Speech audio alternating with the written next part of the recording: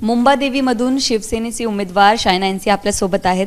Exit poll तुमच्या साईडला दाखवत आहे, पर्सेंटेज वाढत आहे, काय म्हणणार आपण? बघा, जनताचा जनादेश आहे महायुती सरकार सोबत। आता तुम्ही बघितलं एक्झिट पोल्स कधी कधी एक्झॅक्ट पोल्स नाही, लोकसभाचे वेळ आणि विधानसभाच्या वेळ अंतर तर नक्कीच होणार।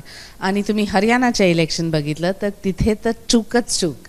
तर मी हेच सांगणार की जेव्हा संजय राऊत जी सांगतात की एक्झिट पोल्स ॲब्सोल्युटली फॉल्स आहे, मी त्यांना सांगणार की नक्कीच आहे, कारण तुमचे जे आकडे दाखवले त्याच्यापेक्षा अर्धाच होणार हे इलेक्शनमध्ये।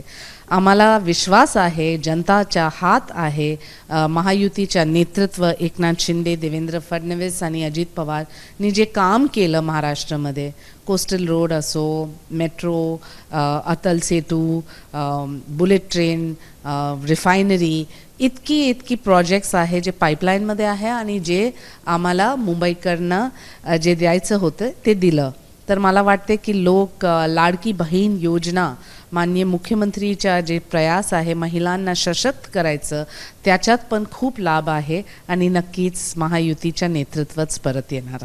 महाराष्ट्रात वोट पर्सेंट वाढलेला आहे, 65% झाला आहे आणि तुमच्या क्षेत्रामध्ये पण 4% पेक्षा जास्त।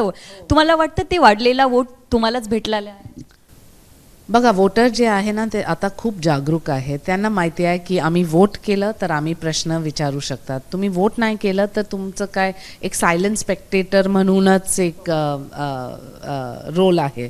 तर मला वाटते की लोकांना माहिती आहे की जे वाढलं तर नक्कीच प्रगतीसाठी वाढलं। आणि आमच्या क्षेत्रामध्ये मुंबादेवीमध्ये 44% to 48.8% नक्कीच हे वोट आहे प्रगतीसाठी आणि परिवर्तनसाठी। आपलं म्हणणं आहे की आता सध्या हॅट्रिक होणार आहे? नक्कीच हॅट्रिक होईल। आणि तुम्ही बघा, मला वाटते की इतिहास महायुतीच्या नेतृत्व करणार। धन्यवाद।